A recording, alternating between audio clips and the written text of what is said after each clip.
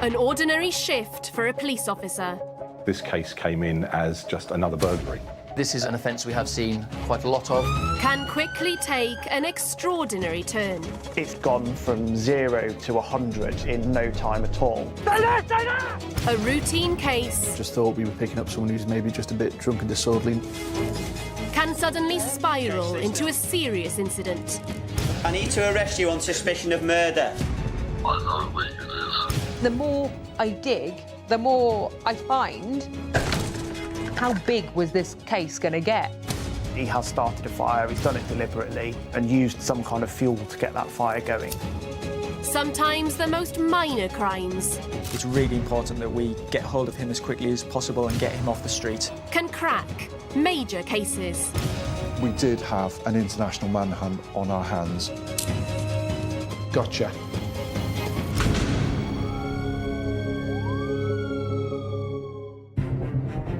Today on Big Little Crimes, a rogue trader who's targeting the elderly The price of the work was going up. He wanted about £4,000 for that to take place. turns out to be a fraudster with a reputation for intimidation. He's a man I've dealt with on several occasions before. He's a previously convicted criminal. But first, what starts with a routine stop ends up with a rookie cop facing a horrific scene. I just took, I think, 3 seconds to just sort of absorb what I could see. I was startled, I was frightened, it was just pure shock. Yeah?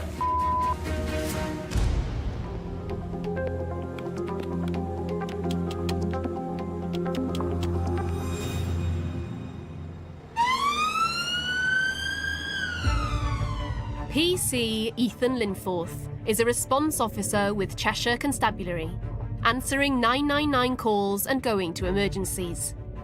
The biggest challenge that I face in response is just not knowing when you go to an address what's on the other side of the door. When he started on the job, Ethan was paired with an experienced officer to show him the ropes. So I first joined the police in December 2019. When you come out of training, you are in a 10-week training with your tutor constable, which is who I was with, which was PC Mike Rogers. While on a night shift, in the very early hours of the morning, Ethan is out on patrol with Mike in Ellesmere Port near Chester. A day he'll never forget. The time is about 3 o'clock in the morning. There's 2 reasons why I'll always remember it. One being the type of incident that we went to, and the second being that it was actually my birthday. With the first wave of the COVID pandemic near its peak, the country is in lockdown, with strict rules preventing all but essential travel. A lot of the time we would patrol round, and if we were seeing people, especially at 3 o'clock in the morning, it was stop, have a chat with them. So it was making sure that when people are out, that they are actually out for a legitimate reason and they're not just posing a risk to themselves through COVID. Then, as Ethan and Mike approach Westminster Bridge, they see a man who seems unsteady on his feet. As we both look, he appears to look over the bridge. At that moment, we were a bit suspicious. Why is he out at this time? Why is he looking over the bridge? We were a bit concerned for his welfare. They decide to stop and speak to him, and Mike starts up his body cam. So we pull up next to him on the road. You can tell he's very confused, and it becomes immediately clear with the way that he's speaking to us as well that he's very intoxicated. Trying to communicate with him was a bit of a challenge. I am a Polish boy. Yeah. Listen. Left and say Okay, left. listen. No, look. One second, Look, one read. second. Read that's Polish. Read that. Yes. Yeah. Yes. So I'm using the translation app and I'm just asking questions sort of, who are you, where are you going, what are you doing out this time? However, he's sort of not answering my questions. I've not got a clue what he's saying. Then, while Ethan's trying to find out where the man lives, Oh, yes. Yes, The okay. address, yeah. Very good. So 1 second. he notices something that makes them worried for the man's safety. Look at me for a second. See the blood? Is that off your hand? As we're speaking with him, I could see that he has a bit of dry blood both on his hand and on his hoodie as well, which is just on a logo, which made it visible on the white background. As we're speaking with him, we ask what the blood was for, and again, he doesn't really answer to why that is. In this drunken state, and with unexplained blood on his clothes, the officers realise they can't leave him alone on the bridge. Okay, jump in. Okay, We'll take okay. you back to the Okay, address. okay. All right. So me and me tutor put him in our police vehicle and we decided to take him home. Okay. Can't speak a word of English, this lad. He's sort of telling us by hand gestures he lives around the corner. And he directed us all the way to his address.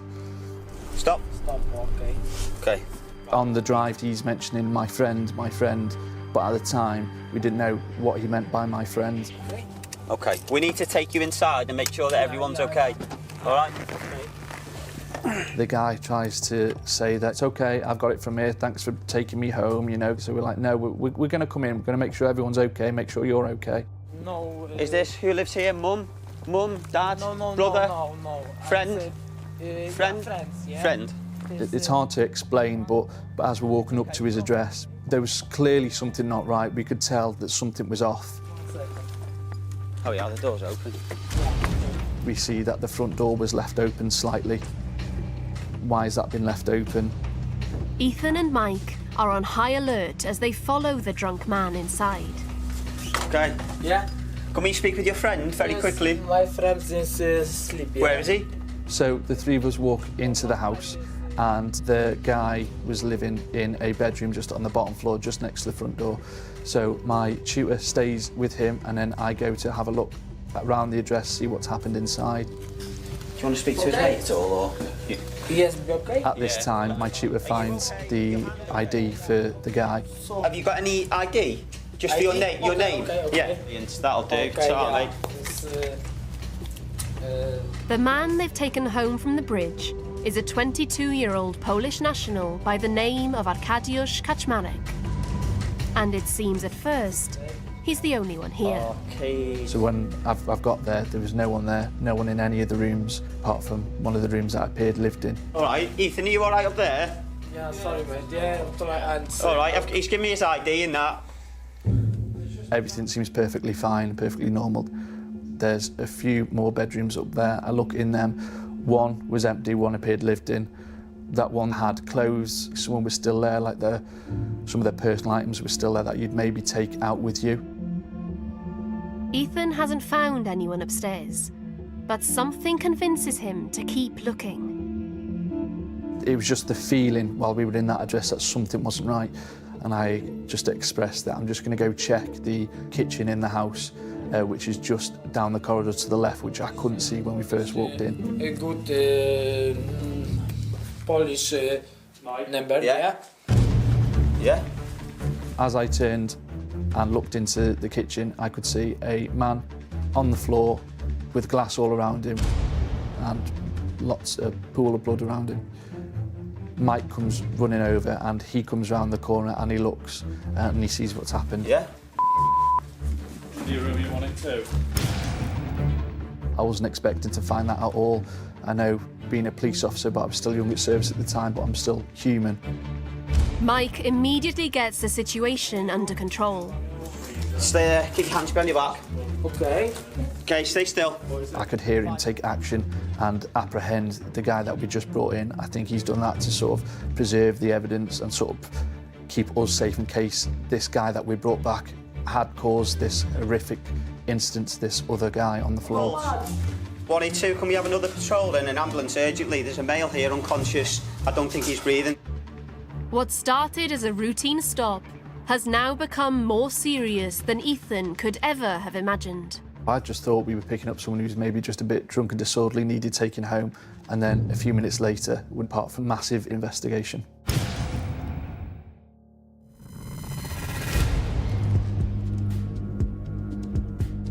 In our next story, an investigation into a rogue trader exposes a fraudster known for intimidation and coercion.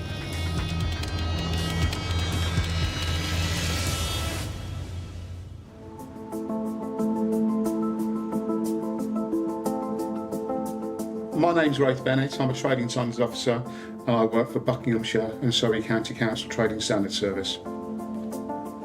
My job role involves fairly small investigations right up through to major and complex fraud that involves multiple suspects and multiple victims.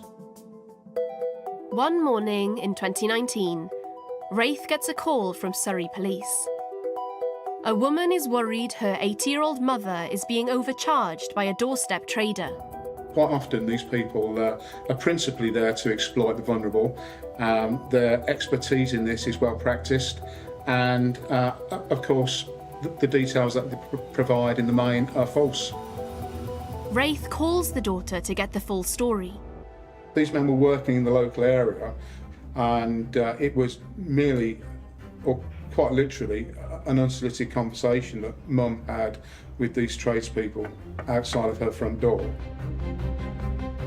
She tells Raith that the man in charge gave her mum a flyer advertising his services. When she looked at the flyer, cynically, it said on the flyer that they supported the NHS. The flyer also had mention of other trade associations on there. So when you put all these things together, you know, you start getting a little bit more comfortable. Then he told her the outside of her house needed painting and offered to do the work at a decent rate. Mum was aware that the house hadn't been painted for quite a while, so there was an element of agreement that it actually did need doing. Well, they initially asked for £1,000 cash up front. He was quite explicit that he wouldn't accept a cheque. And she was also told not to mention this to anybody because she was getting a special price.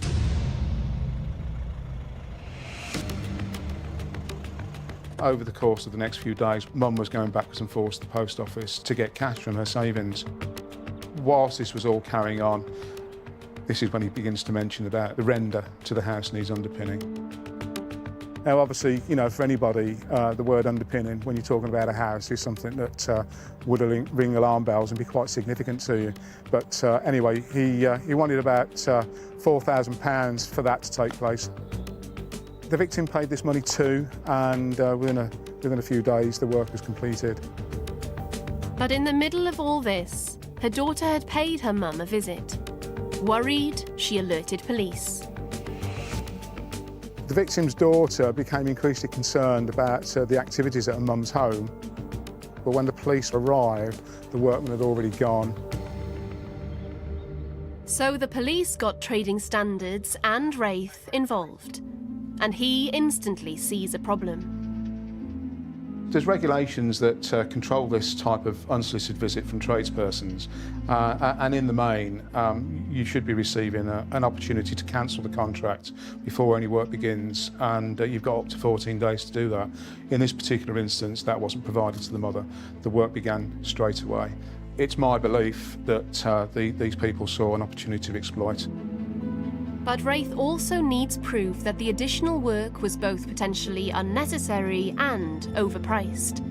So he brings in an expert. Trading Standards had asked a chartered surveyor to go and look at the property and provide his professional opinion on the true value of the work. The standard of the work was extremely poor, and the true value of the work was, in his opinion, £850. It looks like the trader has overcharged the woman to the tune of around £3,500. It's a huge sum, but Raith suspects it might not be a one-off.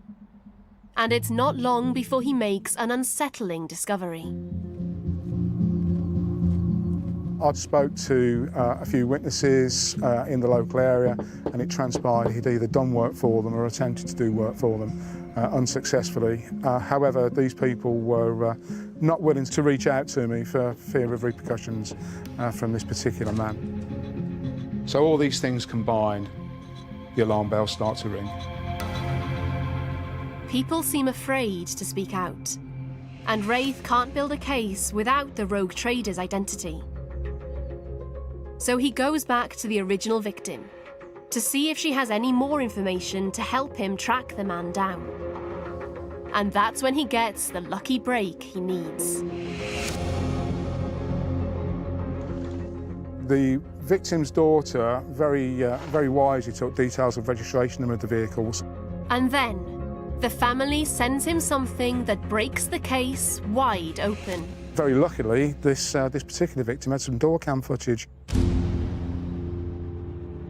As soon as Wraith sees it, he knows exactly why the other victims are so nervous about coming forward. Straight away, I can see that that's my man. It's Mr. Hughie Smith. He was a man known to me. He's a man I've dealt with on several occasions before. He isn't a rogue trader. He's a previously convicted criminal. Wraith's case just got a lot bigger and a lot more complicated. He's put his back and shoulder against the door cam. It's clear to me he doesn't want to be captured on this door cam. That is Hughie Smith, no doubt about it. Gotcha.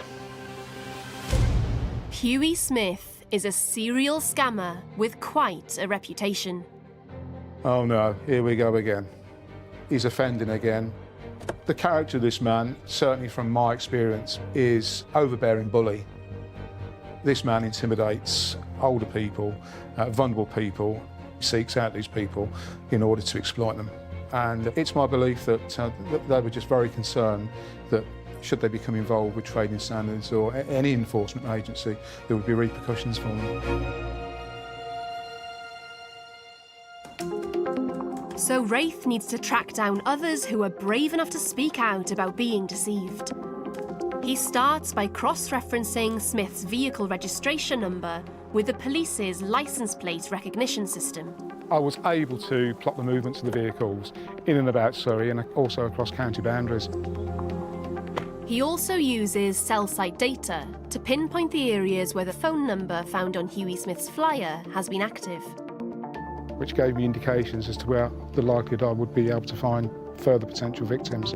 And in West Sussex, he comes up trumps, with a householder eager to speak to him. Again, it's a woman living alone. Same sort of scenario, knock on the door, work starts straight away. Unfortunately, this poor lady, she'd recently lost two very close relatives, so she was in quite a distressed state. As a result of this knock on the door by this man, who I know to be Hughie Smith, work started and the driveway was completely destroyed. Her driveway had been certainly damaged beyond repair. There was no way she could safely walk up it or walk down it. And of course, an amount of money had been agreed.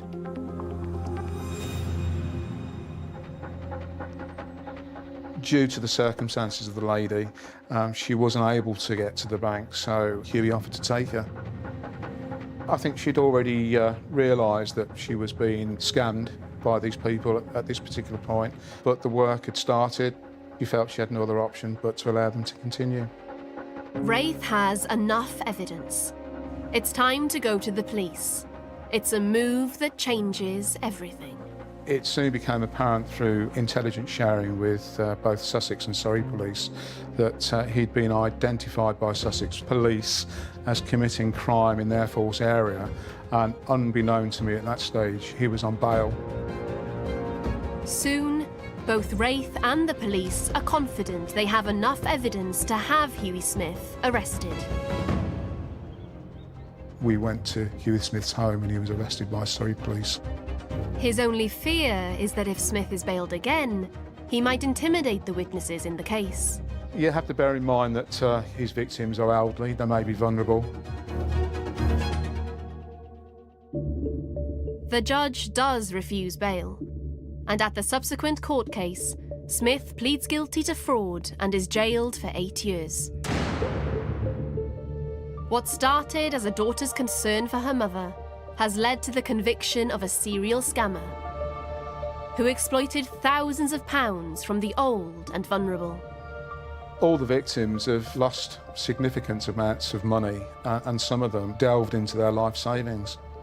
These were unsolicited calls made by an unscrupulous man.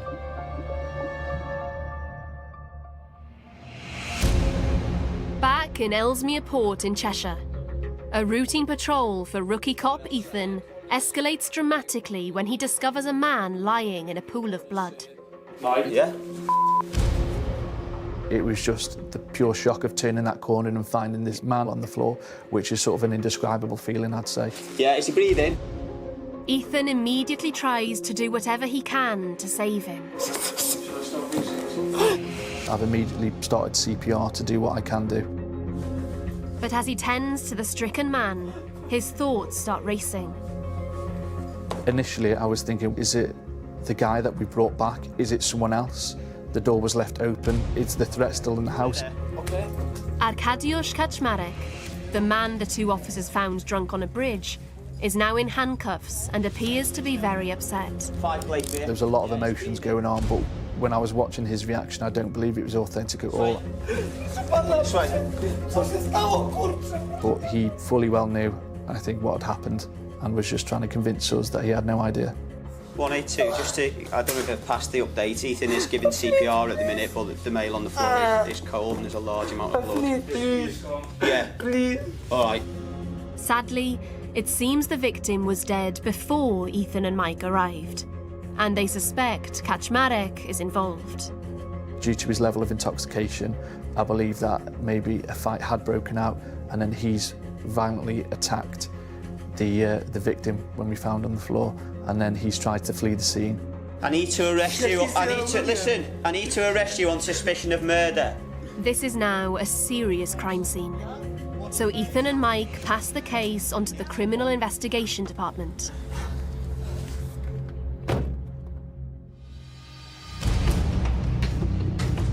Detective Chief Inspector Kate Tomlinson is the senior investigating officer that takes the case. I always wanted to be a detective, and you know, if you're going to be a detective, why would you not want to investigate murder? Kate's team start by identifying the man found dead in the house. The victim was a Polish man. He had some family in Poland and some family in the UK. Arriving at the scene of the crime, Kate must try to determine the cause of death. I know he had cuts to his body, but without actually examining him, I couldn't say by looking at him that these were stab wounds. I knew at the back of my mind, I'm sure this is a murder, but I need to make sure because that's going to feed into all my actions for the rest of the day. So Kate calls in experts to help her work out exactly what's happened. So one of the first things I did was call out the Home Office pathologist for them to come and actually do an examination at the scene so that I knew that I'm definitely looking at a murder and not an accidental death. And it's quickly determined that this is indeed a deliberate stabbing. I called a blood pattern expert who indicated to me that he had been stabbed when he was lying on the floor. Now confirmed as murder, Kate needs to find evidence to secure a future conviction. At that stage in the house, we couldn't find any murder weapon at all. Kate is also under time pressure as the custody clock is ticking. Her main suspect, Arkadiusz Kaczmarek, could be freed if there's no proof against him. Yes, there was a little bit of blood on his clothing, but we didn't have the forensic evidence, we didn't have the CCTV, we just didn't have the stuff, and I just thought, how is this going to happen for us to get a charge?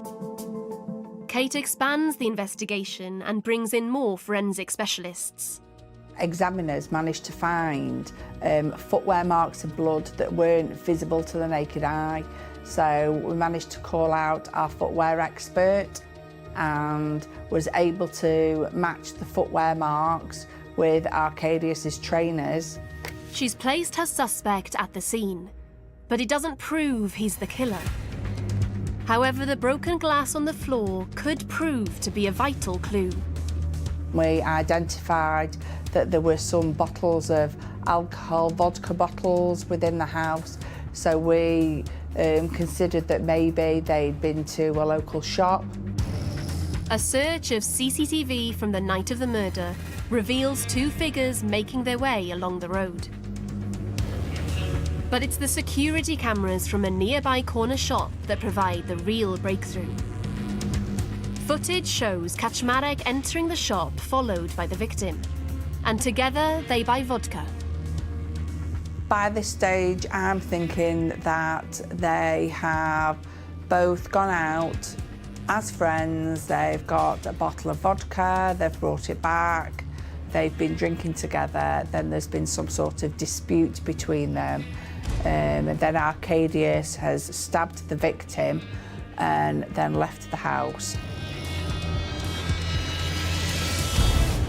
Then she gets a call that changes everything. A member of the public came forward and told us that they had found a knife. While the knife is rushed to forensics, Kate's team of detectives search for CCTV of the area where the weapon was found. And as a result of that, we found some CCTV which showed Arcadius actually staggering into the corner where the knife had been found and then staggering again away from that location. In the footage, he can clearly be seen carrying something that glints. So we were able to put him in the location where the knife had been recovered. The knife was then sent off for forensic analysis, and as a result we found the blood of the victim on the knife. Kate finally has enough evidence to charge Kaczmarek with murder. He was interviewed 5 times and he went no comment until the final interview when he provided a prepared statement, and he just said that he was too drunk to remember anything. And that was his defence throughout the whole of the trial. But his explanation didn't convince the jury. He was found guilty and sentenced to 19 years. For Kate's team, it's a job well done. You do this for the victim, the deceased, but you do it for their families. They're relying on us to put these dangerous people in prison. And the force are so proud of Ethan and Mike and how they responded on the night. Ethan, he was so young in service, and to actually come and be faced with that was just amazing, and how well he did. So it's not something that you come across every day, and even now, having a few more years' experience within the police, I can appreciate how of a massive incident that was, you know, to witness and to sort of come across. What I thought we were just picking up someone who was a bit intoxicated, maybe taken home, that had got into a fight, and turns out to be a whole big murder investigation.